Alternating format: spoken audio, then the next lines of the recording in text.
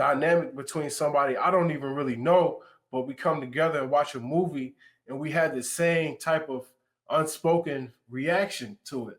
Even that final moment in Endgame, like when the people came back, you know what I'm saying? And the whole theater went up like at one time. Like you can't get that in your house. I think because people are social creatures by nature, humans are.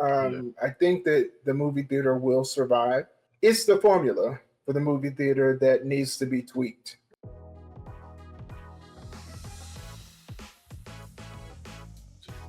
What's going on, family? Welcome back to the Cinema Goodness Podcast. I'm Kaheem, this JP. What's going on, JP? Hey man, nothing much. I'm good. Excited to talk about Ironheart this week. Yes, sir. Yes, sir. We got a good one for y'all today. We're going to be reacting to the Running Man trailer, and we're going to be watching, like JP said, we're going to be reacting to Ironheart's first 3 episodes, and we got a little treat for y'all. If y'all stay to the end, we got a remix for y'all. It's where we basically take a film that we watched and we actually rewrite the ending. I do an ending and JP has an ending. Excited to see how that's going to turn out. Can't wait to get into this episode. Very excited. So sit back, relax, grab some popcorn. Let's get into this cinema goodness. All right, man. We're going to be doing this trailer reaction. The Running Man. Stop filming me!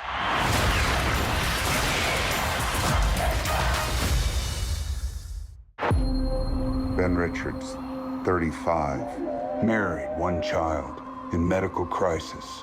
We need money for a doctor now. Ben, watch us up. Employment status, blacklisted. But there's still a way out for you. It's the biggest show in the country. Bloodlust is our birthright! Set it free! Welcome to the Running Man! People on these games never come back. I'm not trying to get myself killed, so kiss my ass twice. Right there is why you can win this game. The rules are simple. Survive 30 days with the entire nation hunting you down. And get your family out of Slumside for good. I'm gonna come back here and burn this building down. I promise. That's the spirit.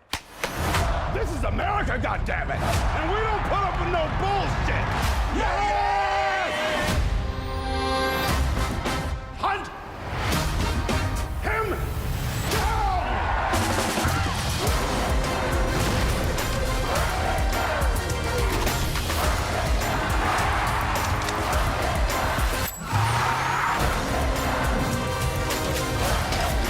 Stop filming me!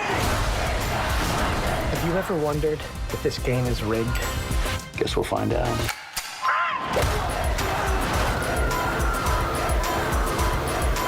You might be moving up too fast. Hey, buddy. You're on Freebie.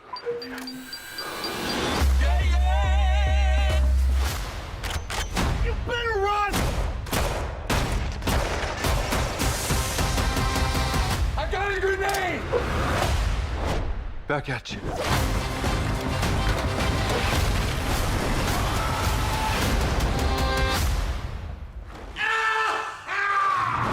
I'm still here, you shit eaters.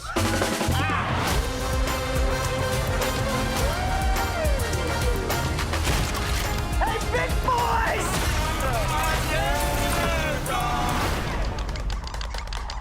Are you crazy?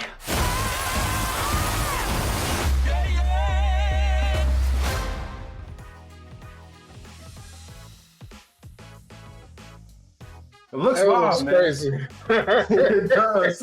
It looks live. It looks like it kind of gives me John Wick vibes a little bit. Mhm. You know, I feel like it's gonna have a lot of action in it.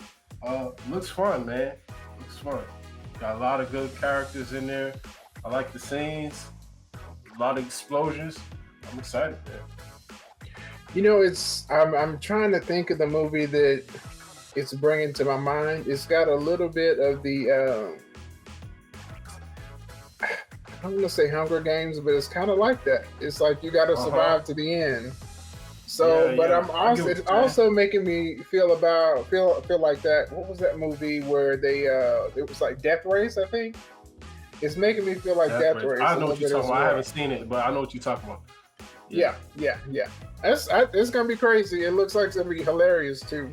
I was already laughing right in the beginning. Yeah, the language gonna be crazy. I was trying to think of his name while he was delivering his monologue. I couldn't get it.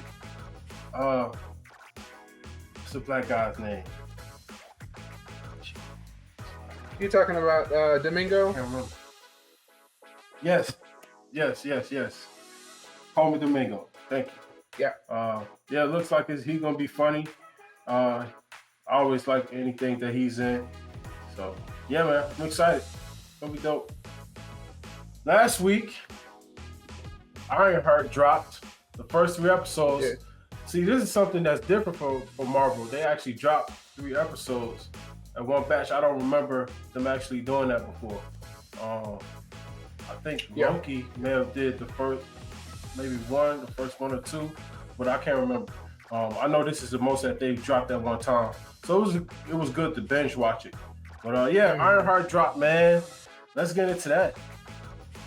Well, first of all, I'm excited because I wanted to see it and see, what the progression was going to be coming out of, Wakanda Forever, and how it would play in. So, I mean, I've enjoyed it. I will say that the first episode was a little slow for me, as they were trying to give us exposition and get us to understand the world that we're coming into. So I will give it that, but by the time we get to episode 3, I'm locked in. Yeah. So I like how we found Riri. She's back at MIT. She's trying to get her life back on track after the events of Wakanda Forever, and I thought it was dope because she's kind of doing what she. Okay, so I like how they tied in like what she was doing in Wakanda Forever. She's basically trying to make money to build her suit. Exactly. So she was so when they find her, like when we get to this show, like she actually gets expelled because she's doing people homework, she's giving them answers and all of that stuff, and ultimately she gets kicked out in MIT, but not before she get a chance to take the suit, which was cool. Now, the dope thing is that she's kind of like, and it caused a lot of controversies because she's kind of like giving her ideas about, Tony Stark, and like, do you think that Tony Stark would be Tony Stark if he wasn't a billionaire? And that's a lot of the controversy that a lot of people picked up from that first episode, because we know Tony Stark built his suit in the cave. So, but that was his first one, and he got a chance with his money to advance his tech, which was I think that's what she was getting at. But the world took it and did what the world do. They was kind of bashing her about that. But I love the first episode. Like you said, it was kind of slow. I think they did a good job of building her backstory without, it being too much drawn out. And we got a chance to, see all the other characters and stuff. I like the introduction of the Hood. It was pretty good. First solid episode. When she gets out of MIT, she's flying home to Chicago, and her suit breaks down, and I guess she got too far away from the school, and they shut her account down and all of that stuff, and that's kind of how she ended up getting back to Chicago, which was dope. I like how they set it up. It made it feel real. People was just seeing her like crashing and all of that stuff, and like giving her like slack about it. Like that opening scene where she like crashes into the pavement and you see Ironheart like carved out on the concrete. That was fly. Yeah, man, I like the first episode. It wasn't really too much there, but I think it was enough to get you in the mind of what Riri is like all about. She's all about kind of like herself and bigging up herself and being like this big name. She wants to be bigger than, she said Steve Jobs, Tony Stark, Hank Pym, all of these like moguls, these tech moguls. And I like how they kind of set her character up. I agree. And I think that this is, for all intents and purposes, she was kind of jammed into the Wakanda Forever movie. Okay, I will admit that. Now, what they did was they essentially, just like you said, where they found her when Okoye came and got her from MIT, essentially it brings her right back to that point in the beginning. Right. And so instead of us really putting any focus on Wakanda, we get introduced to her world. And that's I think that's what that first episode was about. And I would say most importantly, it introduces us to the idea that her suit is running an AI, just like Tony Stark's suits all have an AI inside the suit. But her AI had been connected to the MIT system. So by the time when they disconnected her account, she was almost home, but that creates the circumstances in which now her suit is not working. She needs an AI for her suit. And then that sets, this essentially this groundwork for us to find out about, her best friend and her stepfather and everything that happened. And then her best friend, she decides to create the AI based off of essentially like a brain scan of her own mind, and creates almost like a ghost brain scan and a ghost AI rather. And so now the AI is modeled after her best friend who was always there for her, which makes sense because Jarvis is like Tony Stark's best friend, always there, anticipating his needs, thinking ahead. So that's what, her AI is essentially coming to be, even though it's kind of, it's got a little bit of a creep factor because it's based on somebody who has passed away and who died in her life. So there's always this trauma that it brings back. But on the point you just mentioned, Riri is all about what she wants to achieve. Okay. And I'm good because I want to get these things out so I don't miss them. They say her name too many times in the show. Okay. I don't know if anyone else watching has noticed this. I have never seen a character's name called. They say Riri so many times. It's too much. Okay. But I understand that she is trying to make her mark. It is a psychological thing that's going on with her. I think that we're going to see that play out towards the end of the season because this idea that she's less than and that she needs to prove something is an insecurity. Okay, it's an issue. She got to work on it because it's like, just like every hero has a flaw, it is her character flaw. Okay, it's going to push her to do great things, but it is also an absolute character flaw because it causes her to make decisions that are poor and sometimes compromise. And then she ends up, once she, determines, hey, this is the wrong direction, having to backtrack like we see happen, right in these first 3 episodes. So the AI bit, I'm thinking more so she was inspired by the AI from Wakanda. I forgot Shuri's AI. You know what? I don't know the name of it. Griot. It is. That is it. Yeah, but I think they pronounce it Griot. I don't think the T is pronounced, but I don't know. Either way, tomato. But yeah, she was. I think she's more so basing her AI because she kind of wanted to be more, I think, human and more interactive than Jarvis was. So I think that's the thing that she probably had mentioned. But what did you think of the introduction of like the gang and the Hood's gang and the group and all of that. Did you like that? I don't know how believable they are as a gang. I know that the head, the guy, he's definitely sinister, and he's got some evil secrets hidden that we haven't fully figured out. What I do know and have figured out, even after not seeing it explicitly, it has some tie to magic somewhere because he's wearing a cape. Has to be some tie to magic or to maybe I don't know if the cape it has some sort of magical context because we have Doctor Strange in this universe. So I don't know exactly what it is, but it may be connected to the dark side of the magic that Doctor Strange is a part of. That's like in his I believe his first movie, he was going against Mordo and all those guys. So it may be that it's that type of magic. But what I did see, they gave us a very eclectic crew. I think it's the guy that was on the crew that got kicked off is hilarious. I remember him. What did he want to be called? Rampage. Yes, he's hilarious.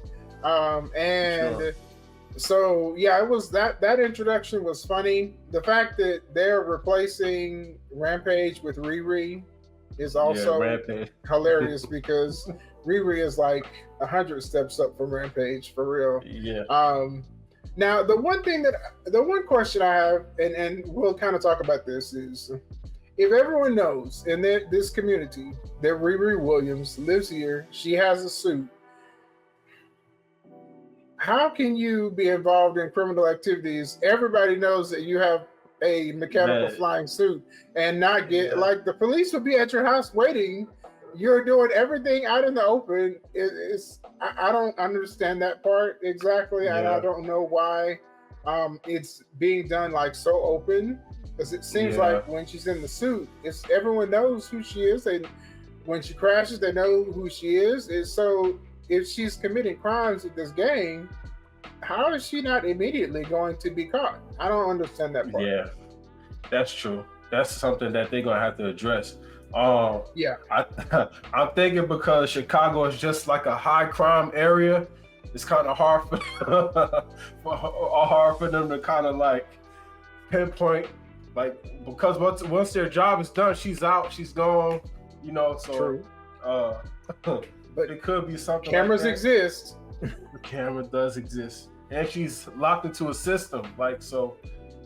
Maybe her AI is kind of like prohibiting her from being detected. I don't know. I'm reaching, but man. And you never know. It may be searching the internet and erasing videos of her. I don't know. All they need is a line of dialogue to make it make sense for me that can resolve that. Because that's true of all of these characters. Everyone knows who they are. So if you're committing crimes, by the time everybody knows who you are, there's no way to do it secretly. Right. You're definitely going to get caught. Yeah. So do you think she's trying to be Tony Stark's replacement, or you think she's kind of just like inspired by like what he did? I mean, she kind of answered this in the 3 episodes, but like, what is your take on her from this first episode? Well, she wants to be iconic. I know that. She wants to make her mark on the world. And she has this obsession with feeling like she is small. I don't know why. Hopefully they will uncover why she has, because she's like, her character has mentioned this, like word for word. I don't want to be small. The people are going to think I'm small. She keeps saying that, so it must be very important. That's why I say she's coming out of this area of insecurity, which can be dangerous for somebody who has power. But beyond that, I definitely think she's inspired by Tony Stark, but she wants to be as good or better. Yeah, for sure. So she ends up getting like the golden offer, always the golden offer to see if you're going to continue the story or not. And she ends up meeting the Hoods group, and she ends up signing on a dotted line, basically saying that she going to help him because she needs the money to build her a suit. And that's kind of like the leverage that Parker has. I think that's his name, Parker Robbins. Parker Robbins. He gives her the golden offer, and that kind of leads us to episode 2, where her suit is kind of like damaged, and she has to figure out a way to fix it before their first heist, and she ends up meeting the guy named Joe, real weird guy, but he has all this like stuff in his bunker, specialized for like weapons and all this black market stuff, and she ends up finding him, and it was really good connection that they made between Joe and Iron Man, which is something I thought that was dope. What you think about the second episode? No, I thought it was good. It's given us how is she with no money going to be able to maintain the suit outside of MIT? So the how is there, and then this connection. I don't know if we get that connection in the second episode or the third episode, but somewhere in there that he is. He's the son of one of the founders of Stark Industries. Obadiah Stane. Yeah, Obadiah Stane. So, and we understand that background.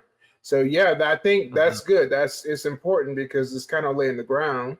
It also tells us, I don't know how important he'll be towards the end of this run, but he definitely is a character that will be important to watch. What's going to happen with, because of how deep his connections are to Tony Stark. Yeah. We actually get to see the Hood like really use his powers in this second episode, kind of see what he's all about, and basically he's kind of acting as Robin Hood. He's trying to steal from the rich and give to the poor, but I kind of think there's something deeper that's going on, and I think it's kind of stuck to his it's tied to his hood. Whatever's going on with his hood is kind of driving him to do this stuff for a reason. Because you kind of see like he takes the hood off and we see like the scales and stuff on his back. We could kind of see like the hood is doing something to his body. We really don't know what at this point, but yeah, man, it's something dark, I think. Yeah. And his cousin, who's a tattoo artist, is helping him to cover up what is essentially the evil that's infected him with tattoos. So we see his tattoos get bigger and bigger because he's trying to cover up the fact that this whatever it is inside of him is growing, and you can see it under his skin. Yeah. Now, one thing I will say is his cousin gave us a clue. I believe it was in the second episode, because he said that it was a vendetta, and they didn't really talk about. He didn't say the word vendetta. He said grudge. So I think there's something to all these rich people. It's gonna be revealed. And by the way, the second 3 episodes are, I believe, dropping tonight while we're recording this. So. Yeah, we'll find out what the grudge is and come back in the next episode and get a chance to talk about it. But that's going to give us, when we find that out, we're going to get a clearer idea of what his actual motives are. Yeah. Yeah. Like this episode, the second episode, I think is more so into Riri's relationship with Natalie and kind of like her stepfather, and kind of like what happened to that, because they reference that a lot. And then, this guy that she's kind of like involved with, that like they kind of alluding that she's involved with, is kind of, we found out that it's kind of it's Natalie's brother. And what's going on with that? She made this AI, but she still hasn't told the brother about the AI, which is crazy. Like, because he's going to be creeped out when he sees it.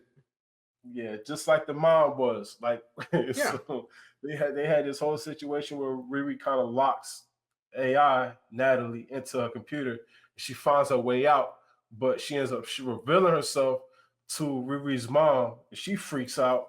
But I think that was cool, like it's just pulling somebody else into Riri's world and letting people know like what she's doing because her mom needs to know. So I think that was great, Yeah. and it kind of established that because Riri felt like what she did was wrong. It was an accident. It kind of blew up on her face. Like it was a mistake that didn't need to happen. But when her mom finds out, it kind of validates like Riri's genius and kind of lets her know, it's okay what you did. You replicated something that meant a lot to you.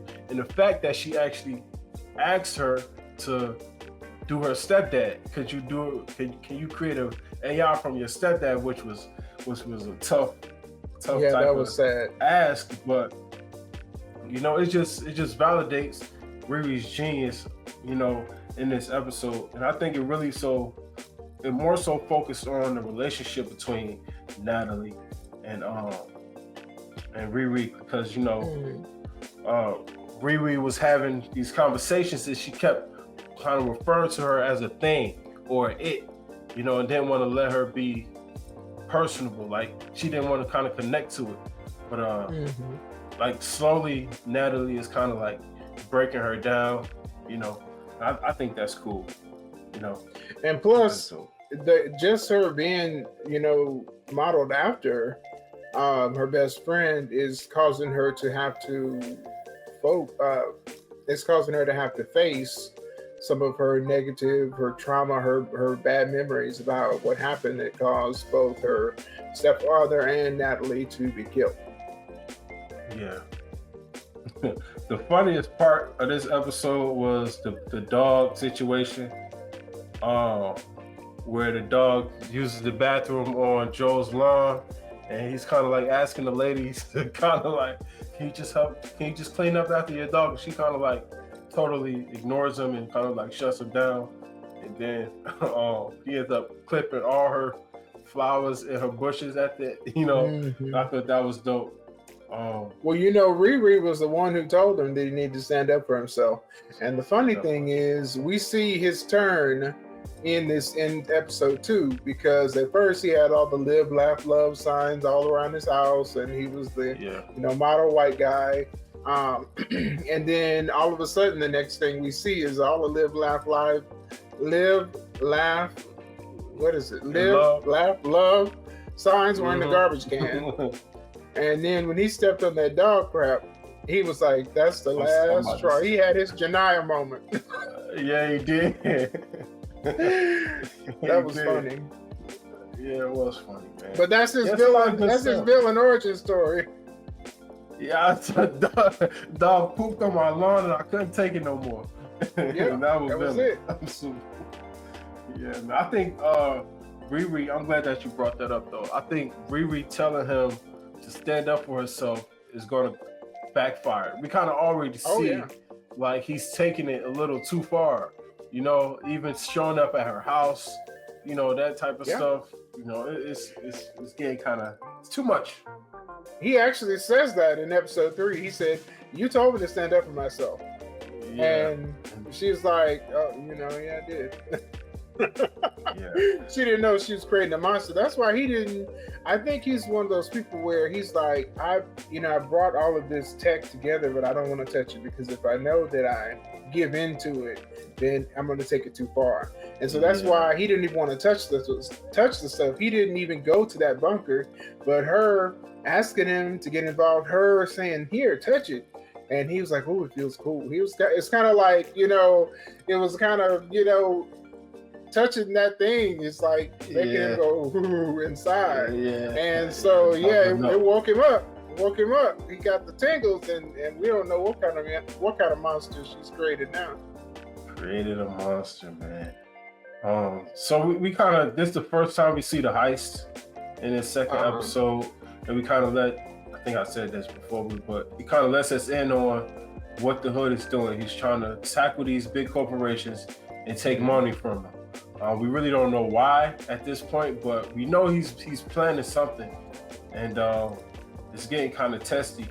And this third episode that we roll into, this is where we see Joe's secret identity. His relation to Obadiah Stane, which we know tried to kill Tony Stark, take his suit. So this is another reason why he didn't want to deal with the stuff, because he didn't want to be associated with his father. You know, it was funny that he had them ashes in like a little baggie. You know, he just, you know, like chalked off to the side, you know, or whatever. But he really don't want to be like his father.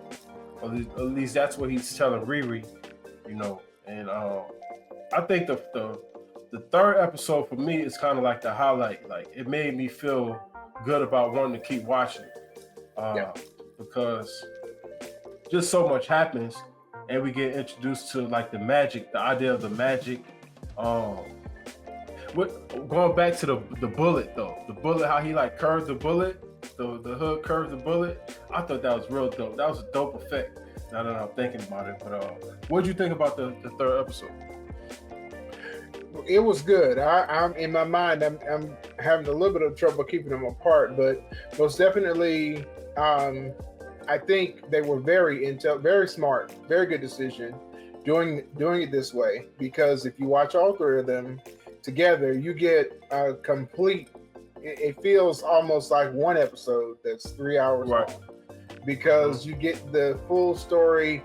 And it brings you from introduction to here's some backstory, here's some important characters, and then now we're getting into the action, and immediately into the second heist. We're starting to see where, Riri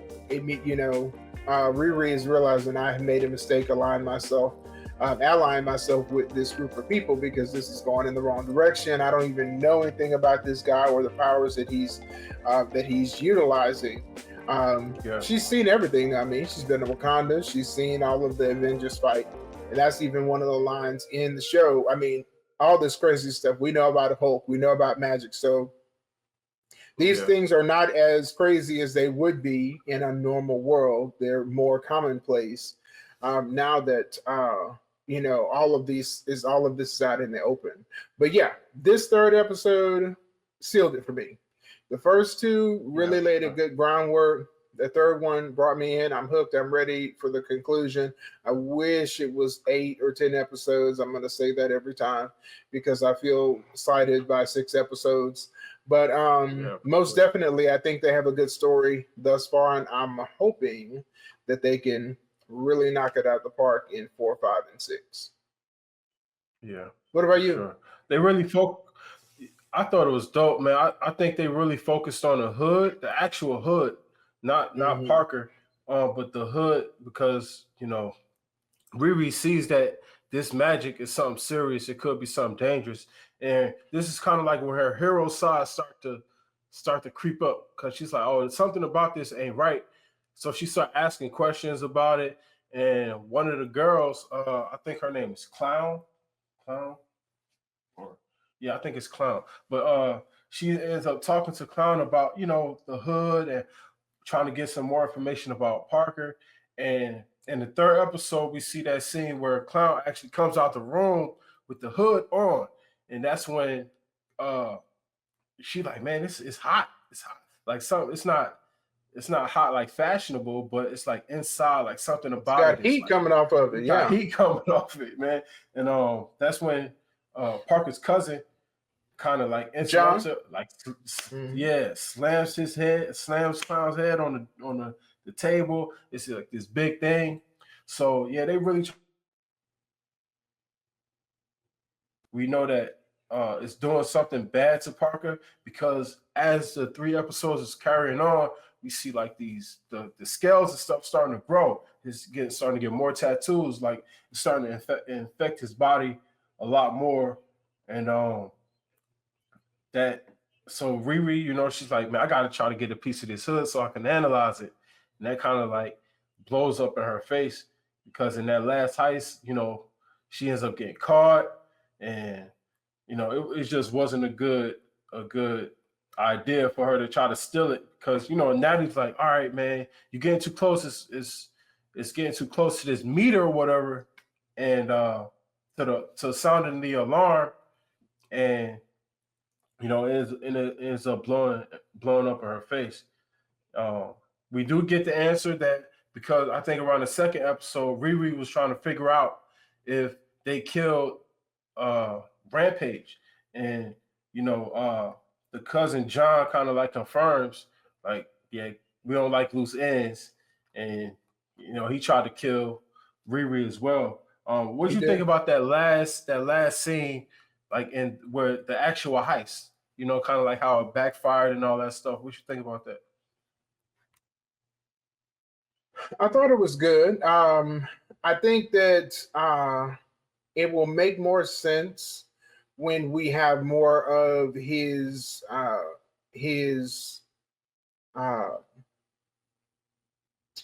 reasoning why he's attacking these people, because I don't think we have a full understanding of that yet. I think they're keeping that hidden from us. There's a reason, because like in this episode, when his cousin was trying to convince him not to do it, and something came on the TV where they were talking about, how all this is just petty crime and these people are going to be caught. And he was almost at the point of changing his mind, but when he heard that news announcer say that, he was just steeled, and he was like, "No, we're going to do it. It doesn't matter. We're going to go after them." So I think once we get a better idea, because this CEO and this, I believe they're doing some sort of seeds, so some sort of agricultural research lab. I believe it was fungus, because they had like mushrooms and stuff like that growing. But whatever the case may be, he was really enigmatic too. I mean, he came off as like a villain. The way when the hood confronted him. So I was like, well, now there's more to this, because this guy feels like a villain too, even as much as the hood. So man, once we get a better idea, and I think once we get those pieces and look back, it will make a whole lot more sense as to why they were trying to protect this place and why it was so important to the hood to attack it, no matter what, even when it was probably the worst possible time to do it, because all of their alert is up, because there've been a rash of hits and crimes across the city. So I think it was interesting. I knew that the suit was going to have to come in and save her no matter what. Her trying to get the piece of the claw. She should have listened to Natalie, because her AI, Natalie, told her that there was a crazy energy coming off of that hood, and she needed to analyze it. Remember, she was like nothing. She just kind of ignored what she was saying. And it wasn't until later that she was like, oh, wait, maybe I should take this seriously. If she had listened to Natalie in the beginning, instead of trying to, hush her up and shoo her away, she would have probably not had to do this in this instance, in the middle of a heist, try to get, this piece of information. But at the end, we come to find out this piece of tech that's connected to Joe and to all of the black market, tech that he has, she left it in there, and you knew they're going to find it. I was like, they're setting this up. We're definitely something's going to be left there, and they're going to be able to connect it back to Joe and Riri. Yeah, man. So when she leaves the mesh behind, because she ends up having a fight with John in the little space, and like he's about to beat her down until the suit came and saved her, and the door shut. And my guy, I thought he was gonna be in there a little longer. I ain't gonna lie to you. I thought he was gonna have a bigger role, but he ended up suffocating inside that place. And we know that because Riri, she was kind of being shady at this point. When they was about to leave, the guy asked her, Parker, like, did you see my cousin? Like, what's going on? Fly around and go see him, and she acted like so surprised that he suffocated. But it kind of hits her when she makes it back to her home. It's like she kind of realizes what she did and what happened, what took place, on the fact that she let the cousin die, but she also left the piece that ties Joe and everything to the crime, which it's kind of like, I guess it was kind of too much for her, because that last scene she was like freaking the hell out, and that's kind of like how we ended up the third episode leading into the fourth. But yeah, man, Yeah, I because think it's doing. she's gonna have some negative consequences on the back half of this season as a result of Oh yeah, her decision. So I think that's what that freak out is really about. her ambition, and you say her insecurity. All of that tied together is kind of like getting the best of her. Yeah. But I'm excited for the last three. Like you said, it's about to come on tonight or whatever. So I'm definitely gonna watch it. I wanted to do a shout out because when I saw this character in the movie, in the show, this was like the first episode when she's coming home. One of her, I don't know if it's one of her aunts or just one of her mom's friends, but it was Cree Summer. Yeah. If you don't know who Cree Summer is, I don't know what rock you have been living under, but Cree Summer is from a different world fame, way back. Actor. But the voice actor extraordinaire, she's black and she has voiced so many animated characters. She has a huge repertoire. So if you watch The Simpsons, you've been listening, you ought to know the name Cree Summer because it comes up on every single episode, plus a bunch of other really popular animated shows. So shout out to Cree Summer getting in this MCU, even if it's a small part. I was excited to see her. I wanted to see more. Right, for sure. And Leroyce Watkins, I think his name is, from Chicago PD. He's Riri's stepfather. I think it's Leroyce Hawkins. Let me see. I didn't catch him. Leroyce Hawkins. Yeah, Hawkins. Leroyce Hawkins from Chicago PD. He's a stepfather. He's actually I don't know how much more he's gonna be in the episodes. It was dope, seeing him in the show. Absolutely. Yeah, man. So what is your theories for the last three episodes? Give me a theory that you have. I'm gonna go first. I think this cloak, this hood, is an agent of Mephisto. I think Mephisto gonna be in the last three. They're gonna allude to him because they kind of already did. I don't know if y'all see Agatha. Yeah, they kind of already did, but in Agatha show, the bald-headed lady, she kind of alluded to Mephisto being in the realm as well. So I think they're gonna kind of bring him out more in this second part. That's my theory. Yes, he is, just because I'm looking at the cast. So definitely it's in the cast. So if you look at the cast, he is there. So he is a part of this. But the end of episode 3 hinted at Mephisto, because when we're watching it, when he's getting upset, that when the hood is getting upset that his cousin has died, he's like, I'm not gonna do anything for you no more. And then all of this weird stuff starts happening. Things start moving around the room, shadows, and then he sees an image of his dying cousin. That I was, and then there's this big ominous a shadow across him. I was like, okay, definitely Mephisto.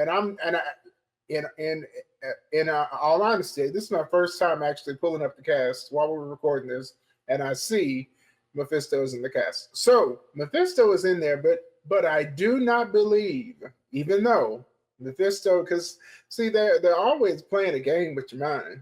Mephisto is in this show. I still don't believe he is the main villain. Here's my prediction: Joe is the main villain. And Joe is the main villain. Exactly. He is going to be who either Riri is going to end up having to fight against the Hood, or both the Hood and Joe, and they may do a switcheroo. I don't know, but I have a feeling like they're giving us Mephisto, but they got something behind their back that they're going to spring on us at the end. this issue with Joe. It's a smoke when that screen. Exactly. They're trying to fool us because when he didn't even want to touch the technological stuff, he's got a room full of all this high-tech stuff. And just the touching of it, like, awoke something inside of him. I feel like he is on his villain arc, and he will be the main villain because Riri created him. Yeah. Everything that will come from him is the result of what Riri did, trying to get her suit made. And so I feel like, now this is my prediction, I haven't watched it, but I feel like he's the main villain and they're doing the switcheroo on us. Ah, pretty clever, man. Pretty clever. We're going to find out. Man.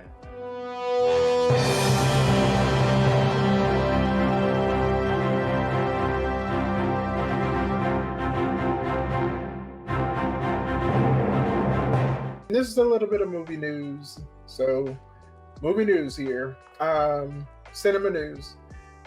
People have been review bombing. People have been review bombing this show before it even came out. People were review bombing this show, and I want to hear your take on this because this is something that this is not unique to the MCU. Star Wars, really all of the sci-fi and fantasy fandoms have this problem where if people think something is too much of this or too much of that, before they even get a chance to consume the content and evaluate it for what it is, they make a snap decision. And now, they want to just say it's bad without even evaluating it. So what's your thought on the review bombing that this show is getting? I think it speaks to kind of like what we was talking to before in the previous episode. I think it's hard seeing people of color other than be characters, like, and especially like women characters, like we saw that with the MCU. It's just tough, man. I think we got to get over that hump of trying to gatekeep genres or gatekeep projects or IPs that we feel only belong to a certain demographic. Man, it just shows how short-sighted people are. It doesn't matter how far we've come in society, how far we've come in the space of film, animation, and media. It's still like this glass ceiling that we have to get through.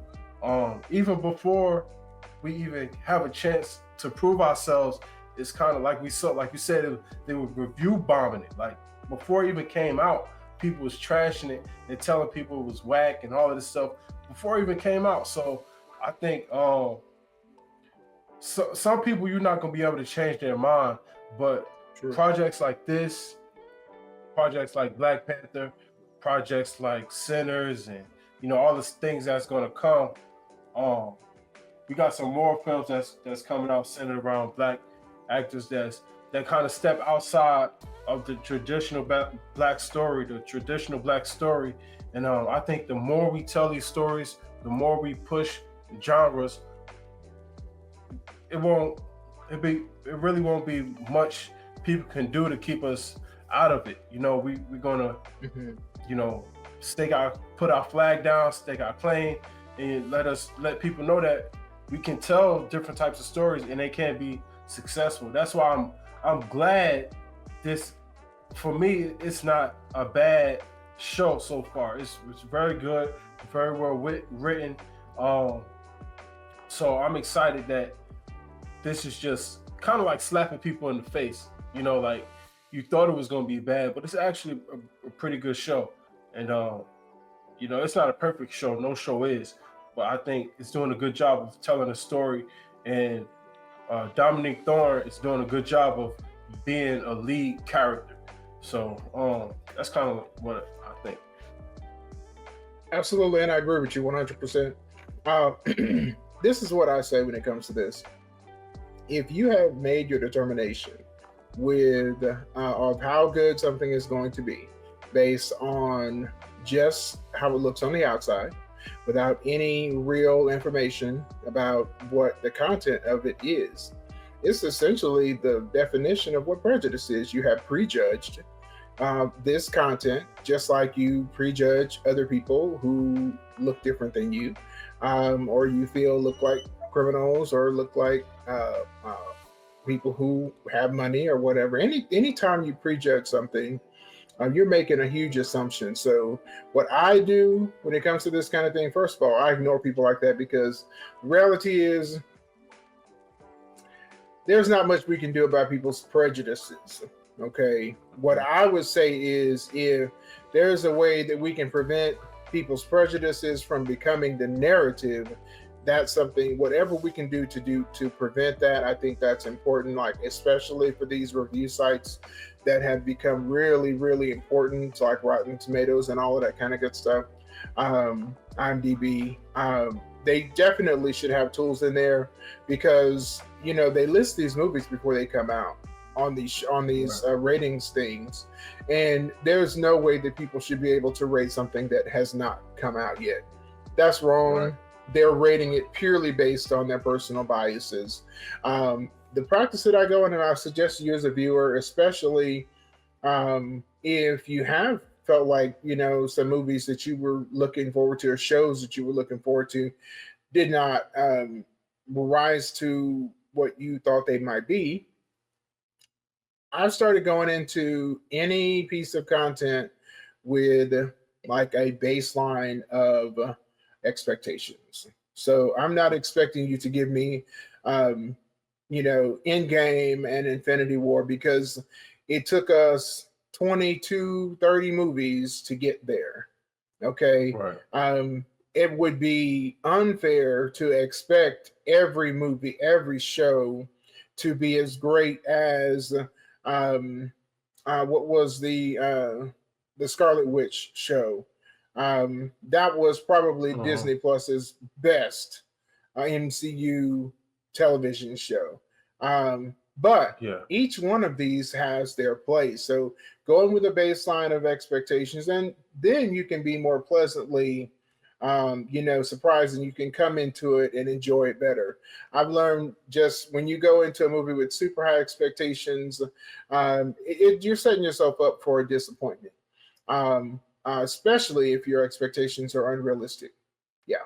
So I'm here for it. I want to see it. One of the things I saw on social media that I thought was a great point, there was a lot of people who were trying to down this character in this show because she was a little dirty. Her character starts a little dirty. And even in our preview, I talked about that a little bit, and I had to check myself on that, because and I'm gonna make sure I put it in here so we can see the point that creator was making was, look at all of the characters that are in the MCU. Yeah.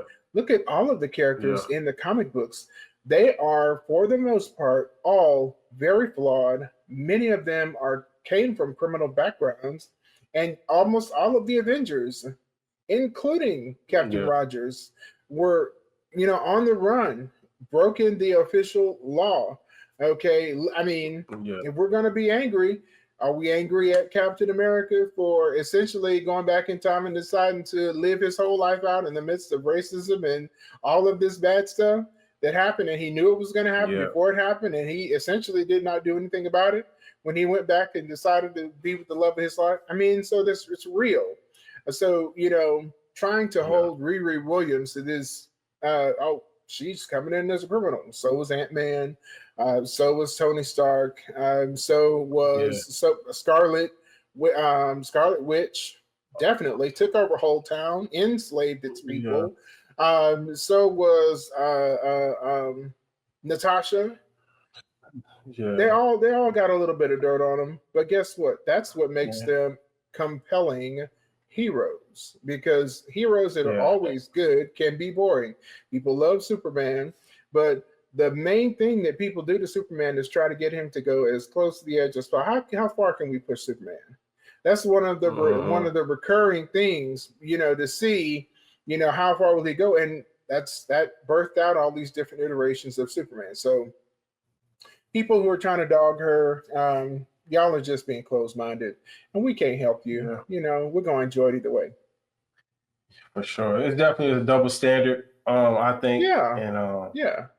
like I said, with these stories, I'm glad that they're well done. So Hmm. because of the fact that they were well done, it just kind of proves that people have no base for really why they don't like it, other than to be prejudiced or put down something, that they're not used to, or it doesn't fit in their sphere of understanding and things like that. So I don't really care as long as the content is good, as long as the IP is good. I'm okay, man. As it stands, in the first 3 episodes, what would you rate it?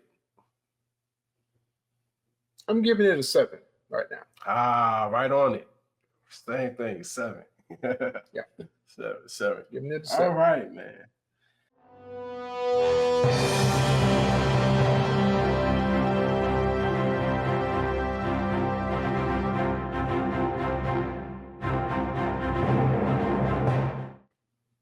I was going to ask you a question because Okay, go ahead. inquiring minds, I saw that you posted something on social media about this story about what's happening with the movie theaters.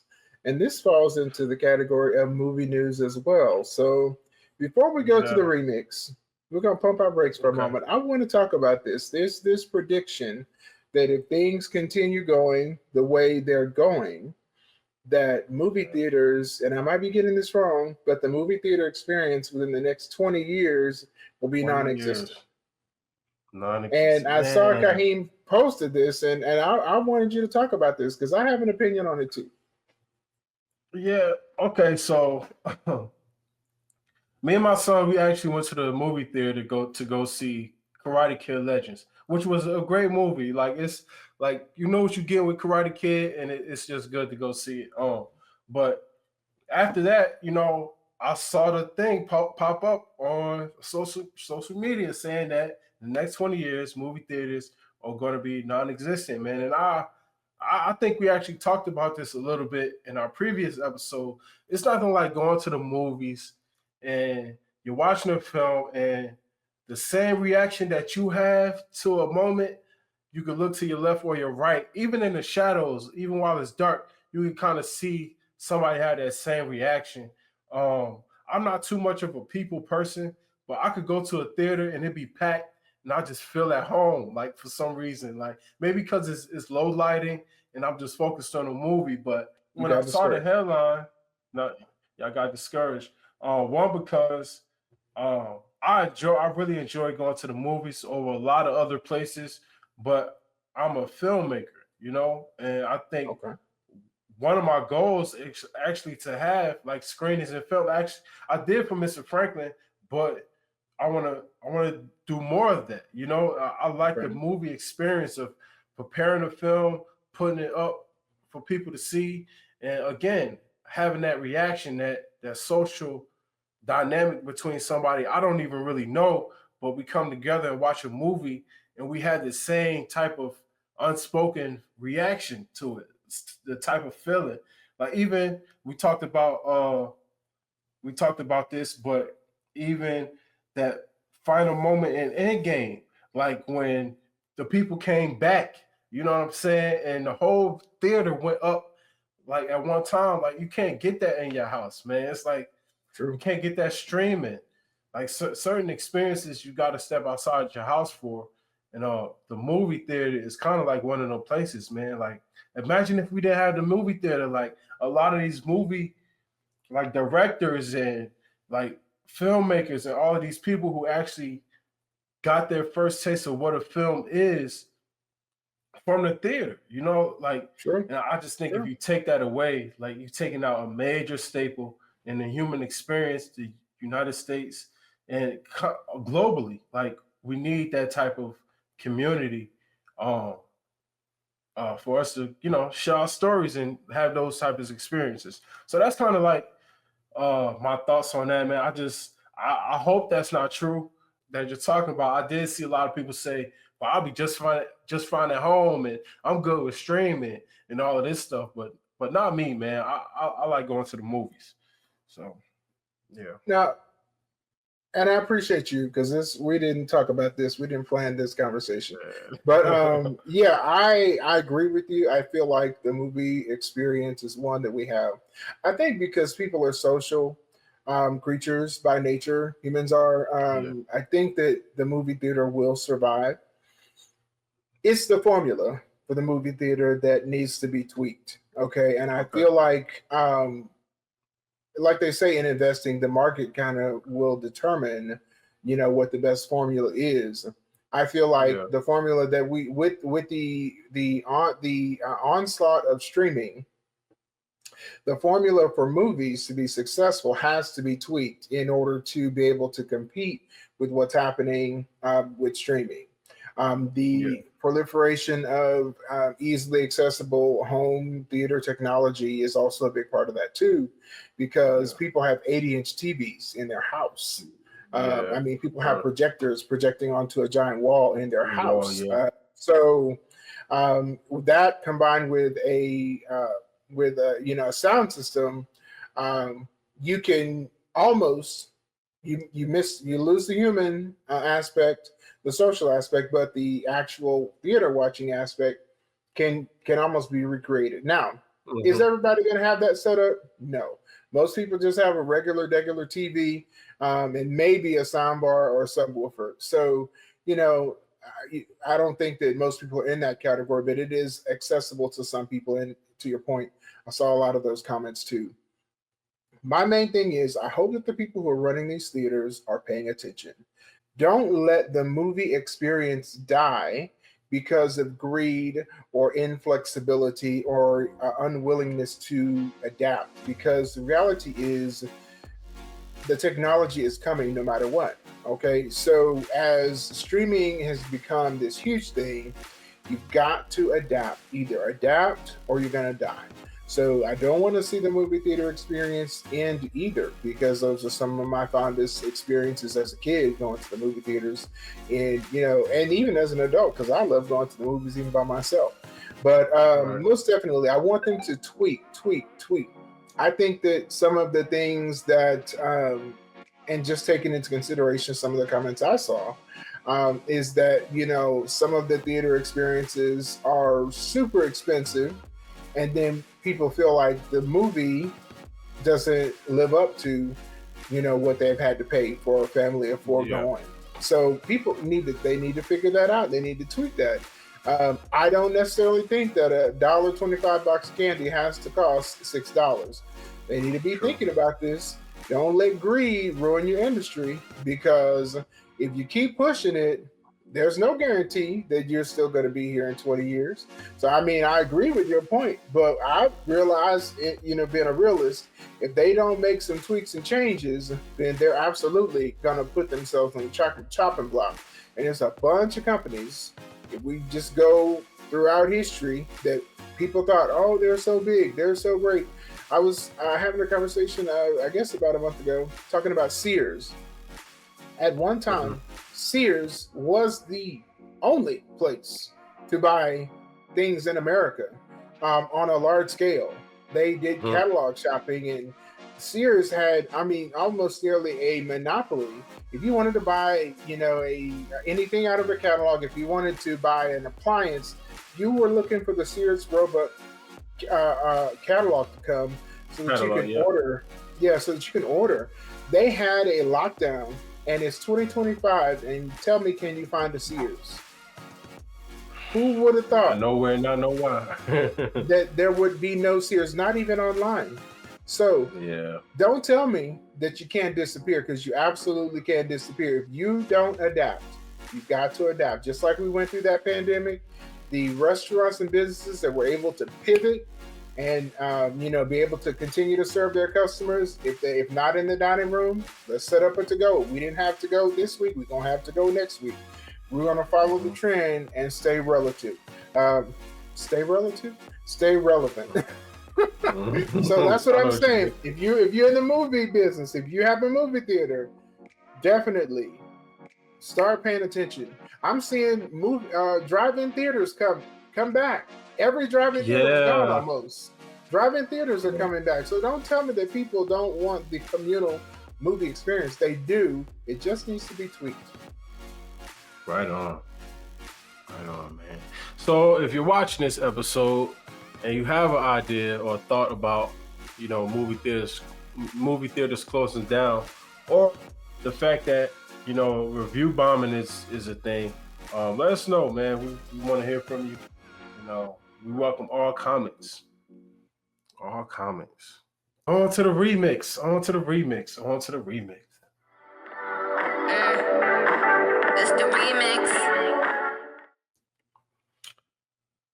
All right. We about to get into the gray.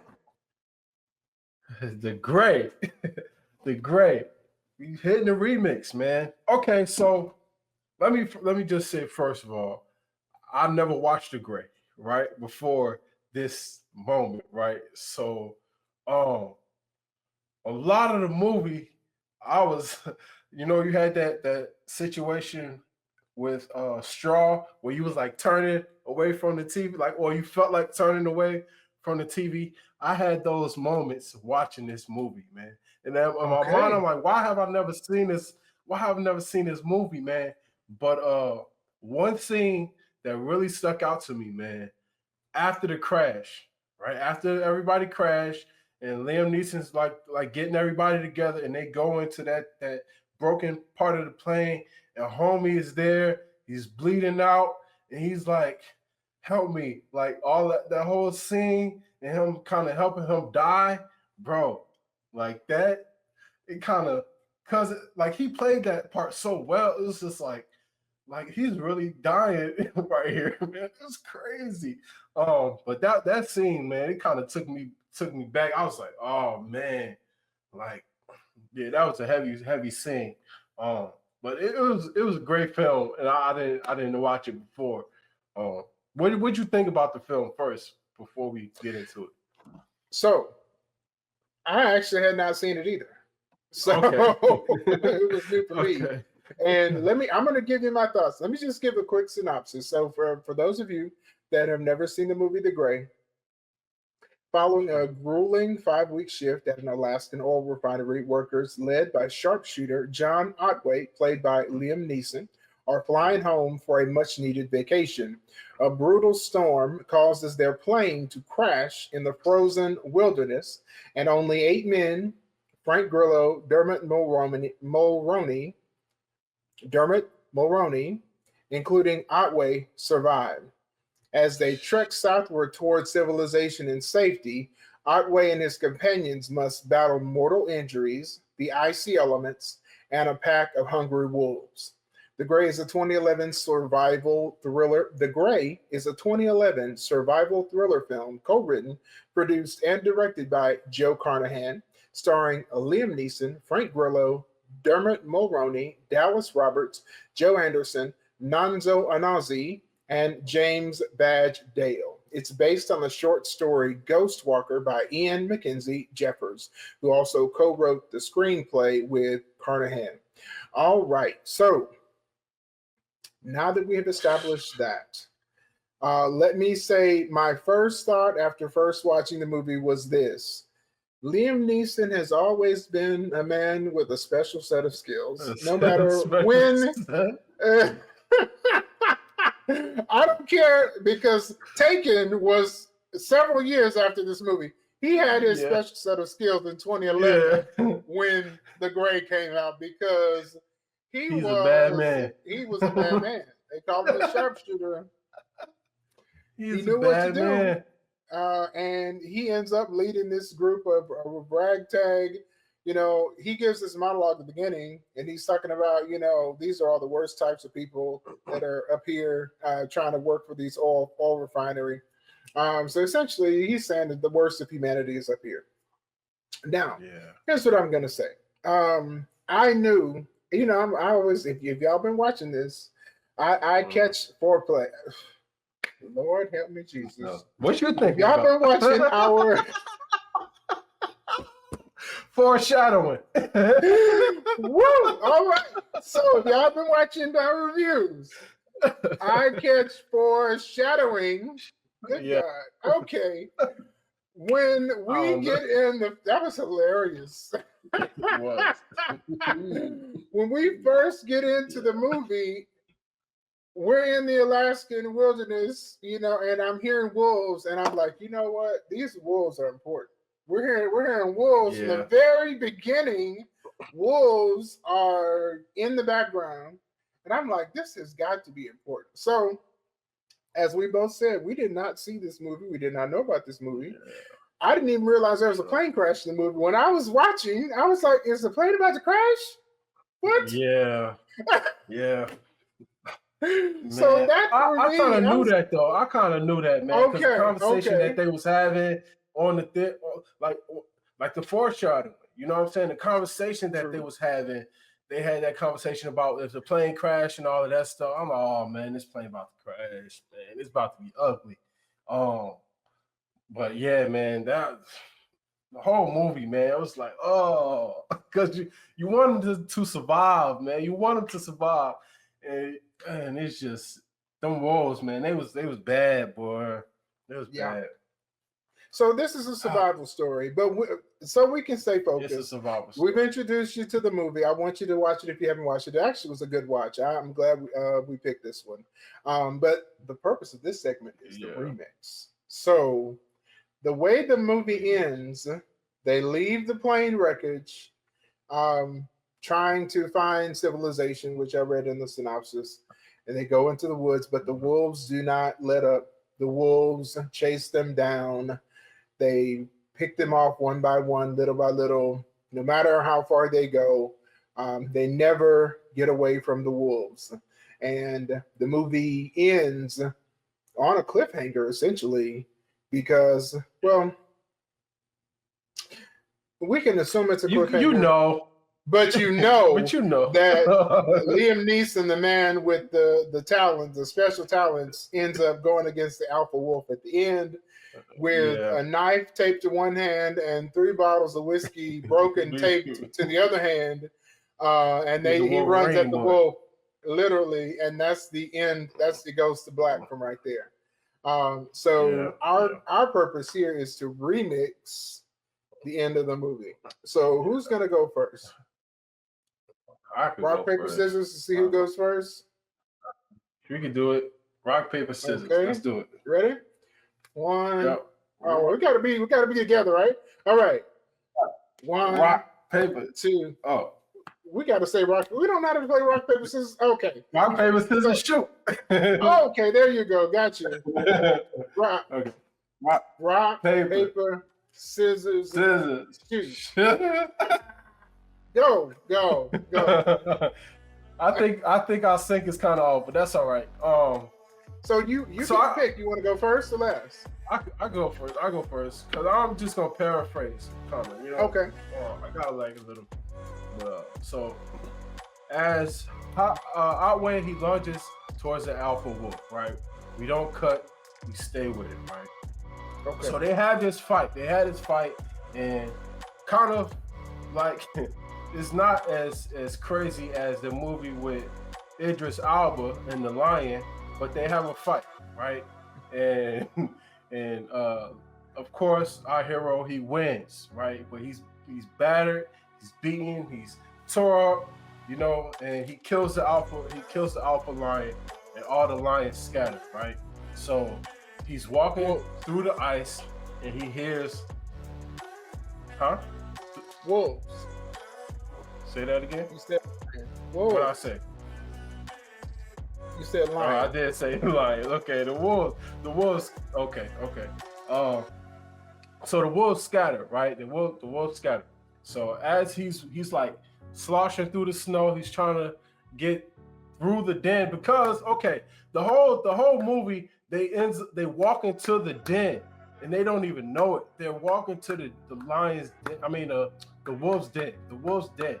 And which was crazy, but he's sloshing through the snow. He's trying to get to civilization, and he hears like a high-pitched ring. So he hears a high-pitched ring, and the trees start flickering, like the world, it starts glitching, and he wakes up. He's strapped to a chair, right? He's strapped to the chair, and he has like these the things like pressed against his temple. You know how they do like the little the mind control thing. So he's in a simulation basically. He's in this simulation, and while he's going through this simulation, we come to find out that he's at a facility specifically for ex-military with PTSD, and they're reliving these traumatic moments to try to overcome their PTSD. So it's basically like he actually went through this, but he survived, but his body keeps rejecting it. You know, he keeps going through this PTS thing. So he's into this system, hooked up, and you know, he wants to kind of overcome this post-traumatic event. So he's like, send me back. And as he like closes his eyes, he sees his wife again, and she's like, don't be afraid. Something that she said throughout the movie a few times. And when he opens his eyes again, he's back on patrol, walking through the snow, and all the group, the same people that he was around, basically starting the whole simulation over again because he wants to like conquer his PTSD. So that's kind of my ending. Like when he wakes up, he's on patrol, it kind of shuts off, you know. So yeah, that's it. Really good. I like that ending. That's almost like an Inception. Like Inception is in there a little bit. I like it. I really like that. Okay, so here's my ending.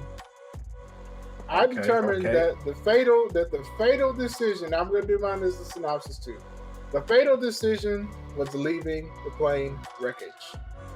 I feel like that Otway, Liam Neeson's character, doomed the group because, and he even, I think he second guessed himself because, and this is something we didn't talk about before, right before all of this, right before he got on the plane, he was about to commit suicide the night before.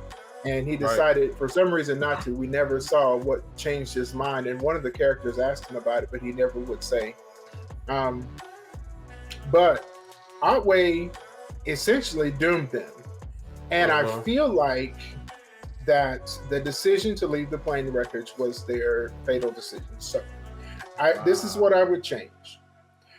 Instead of leaving the plane wreckage and going towards the woods, which was a huge unknown, instead they create a boundary, a barrier, using the movable sections of the plane so that they can make their stand.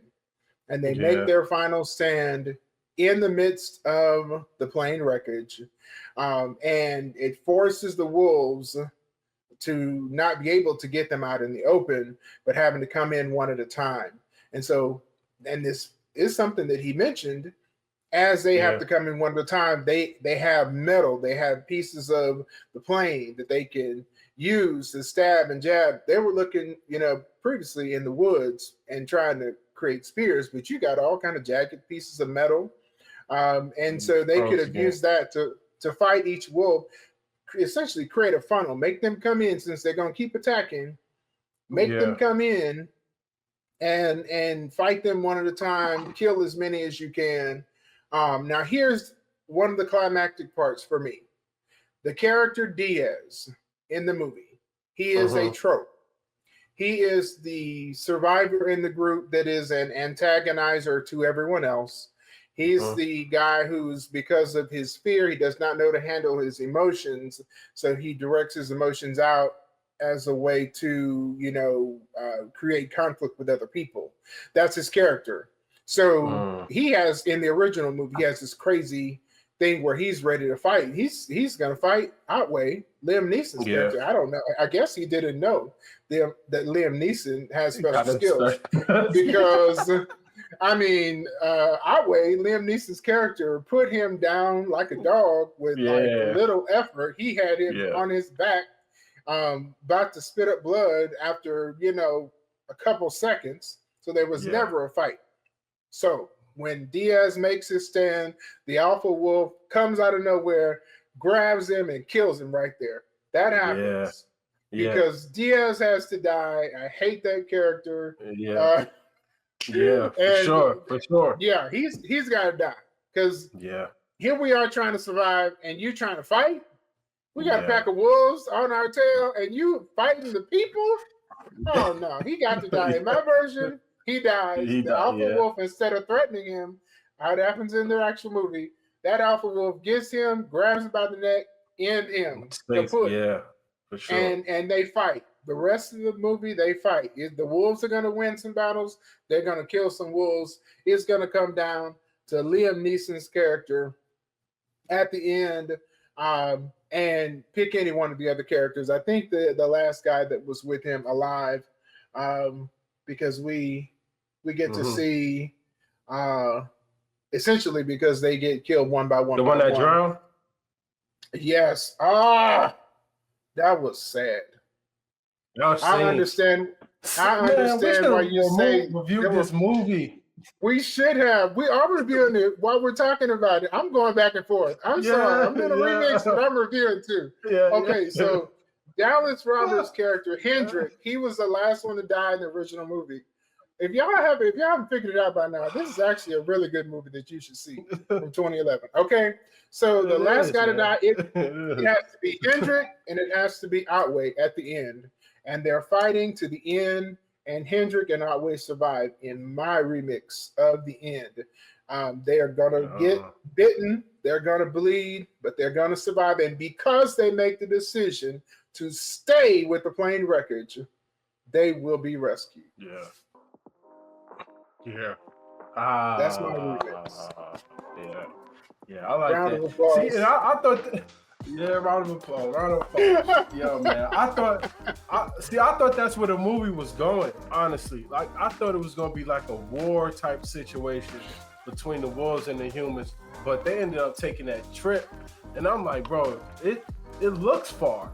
Like it looks far as hell from the plane crash to the trees, man. It looks insurmountable, man. So I thought they was gonna end up having that little altercation in it by the plane wreckage. But I agree with you. They definitely, Liam Neeson's character definitely did send them to their doom, like making that transition from homeboy died in the cold, like in his sleep, like frozen, his whole body. Man, like that movie was so dope. like man, I think he had internal bleeding, and that's why he couldn't breathe anymore. Yeah, I knew that. Like even like he just kept coughing the whole time. I was like, man, he gonna die. Like, he probably sustained those injuries in the crash. They couldn't see it on the outside, and even if they could see it, there wasn't nothing they could do. He was just walking. He was essentially a walking dead man the whole time. Funny enough, he was in Game of Thrones. Yeah, man, he's dope actor. He was in Sugarfoot too. Is that called? He was? Sugar? Okay. Oh, Sweet Tooth. No, Sweet Tooth. Sweet Tooth. Netflix. Okay. It's kind of like. I haven't seen that one. That's a Deer Boy, right? Yeah. Yeah, it was good. Yes, a Deer Boy. They got different like mutations of kids. Like it's like a disease, basically. It's a good show too. But yeah, man. Good. Put it on. Well, yeah, that was our remix, family. This little segment that we do. Yeah, for sure. It's definitely a good one. But yeah, anything else, man? Matter of fact, what would you rate the film? You know what? I'm gonna rate the film. I'm gonna rate it an 8. I enjoyed it, surprisingly, with no expectations going in. I really enjoyed it. What about you? Yeah, I'm with you. Is that 8, man? I was at 8.5-ish, between 9 and 8 and 9. So, yeah, man. I like when he chopped the wood, the head off the wolf, and he was like, oh, and they started the alpha, like the wolves was going crazy, and you can hear the alpha kind of say, "Shut the fuck up," you know what I'm saying? And then he started, that was crazy, yo. It was crazy. There's so many good scenes in that movie, man. It got me thinking about wolves a lot more. Like I haven't seen it done that way in the film, man, to where it's like a horror thing, but it's also like it's a little something else, man. It was dope. It was very well done, man. Yeah. All right. The brutality of nature. Yes, sir. Yes, sir. Yes, sir, man. Yes, sir. All right, man. That's it for today, family. If you got anything that you want us to review, watch, let us know. Put it in the comments. We'll be sure to check it out, man. Anything else, JP? Good. Hope y'all enjoyed this episode. Yes, sir. Yes, sir. You have a light that is out of this world.